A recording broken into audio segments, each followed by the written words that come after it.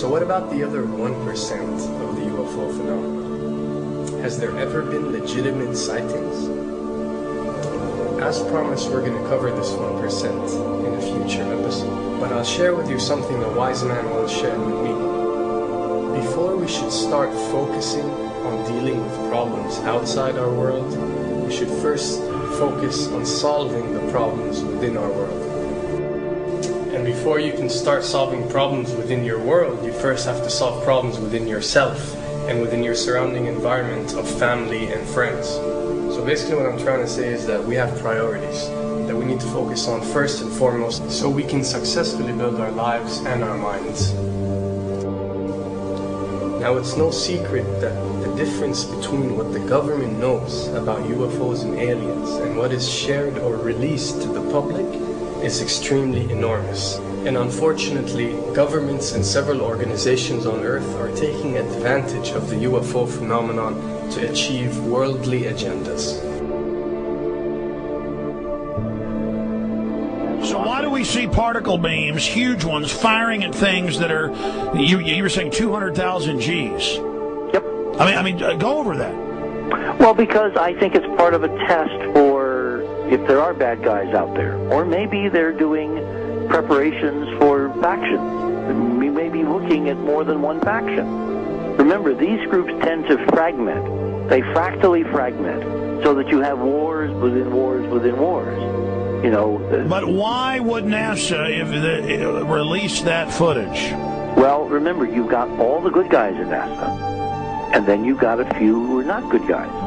The good guys don't know that there's something to keep secret. Remember, the lie's different at every level. They believe the lies they've been told. So when you set up a structure, an institution, which is supposed to be open and above board and is supposed to present live TV of the shuttle missions, they present live TV.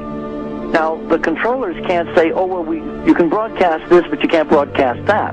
Because the honest guys will then say, sure. Well, why can't we broadcast that? So people always say if this was happening, it would come out, and it is coming out. Well, I mean, I agree with you. When you've got the Catholic Church saying we need to love the aliens, they're our brothers, when you've got every major denomination saying it, when you've got all the movies, and you've got, in the 80s, huge programs at the Olympics with aliens landing, fake aliens, and you've got huge things the size of 3 football fields floating over Dallas, and stuff all over the place.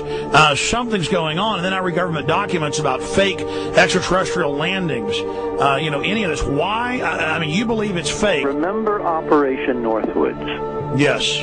Okay. Or we can go to the, September 11th. Governments do huge, big things to sway populations at key nodal points in history. They love hoaxes. Yeah, well, it's manufactured history is what it is.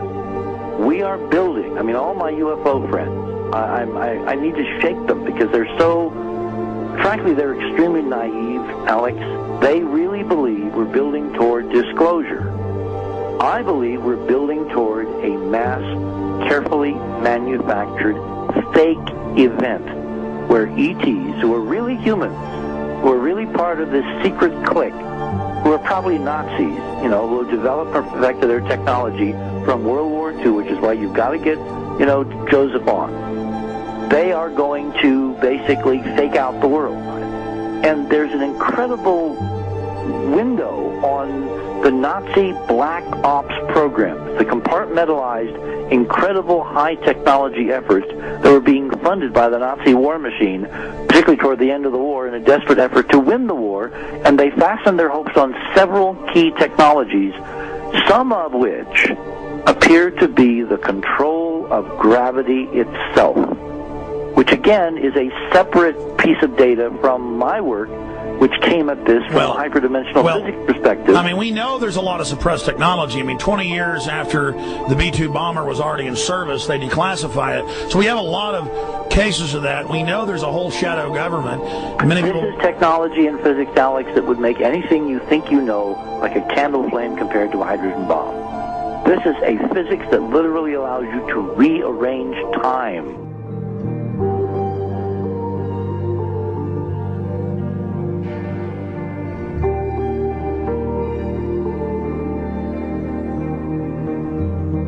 But I mean, imagine you've got all these compartments in these pyramids within pyramids of compartmentalization. That's why that's the New World Order symbol. And we don't know what they've got because they are so secret. We know they lie so much. We just know it's advanced. Mainline scientists say they're 30 years advanced. So Richard C. Hoagland, what I'm saying to you is, I'm entertaining what you're saying. I respect you. I think you're a great guy. My only issue is, like you said, dealing with what we know they could be up to. The fact, Alex, we have done experiments. We have our own data. We have experiments now from the Soviet Union. 30, 40 years when the Iron Curtain came down, when glasnost finally prevailed, a huge amount of stuff was declassified from the KGB as well. And we now have put this data together.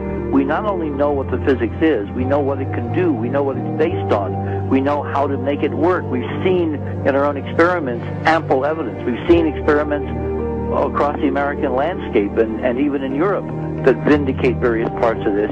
And the latest thing I'm working on, it looks like von Braun himself was deeply involved in some of this early physics experimentation, but they're keeping all the good stuff for themselves. The reason is that if we got access to the good stuff, if we got access to the technologies, the energy, we wouldn't be worried about $4, $5 a gallon gas or $10 a gallon gas. We would live like people are supposed to live, all 6 billion of us who could live lightly on the earth, Alex, with this technology. And live longer. Absolutely, and better, and you could live to 200-300 and have the virility of your 20s and 30s. There's extraordinary medical breakthroughs, there's extraordinary physics breakthroughs, technology breakthroughs, energy.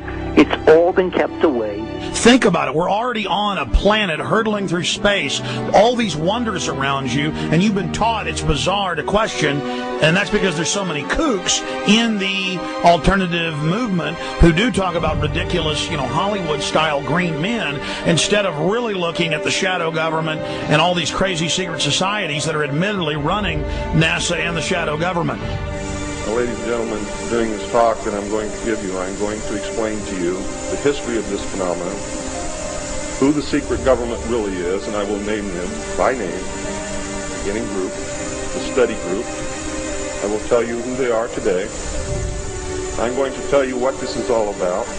I'm going to tell you who's selling drugs to your children, and I'm going to tell you why the United States government is afraid for you to find out what the truth is regarding UFOs.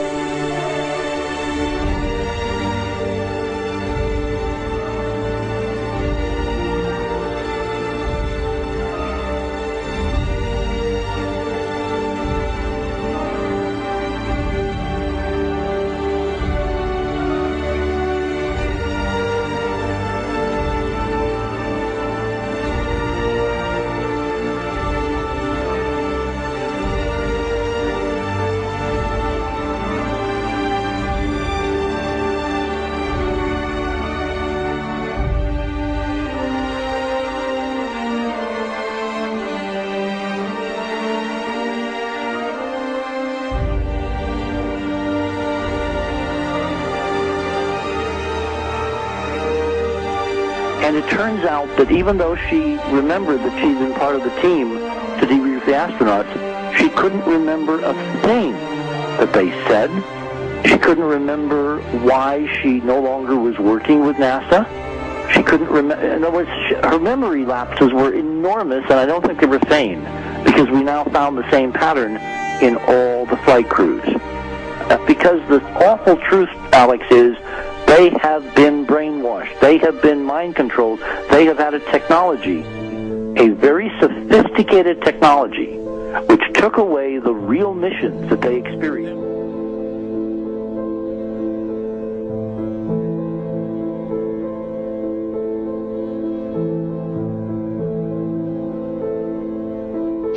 Sorry.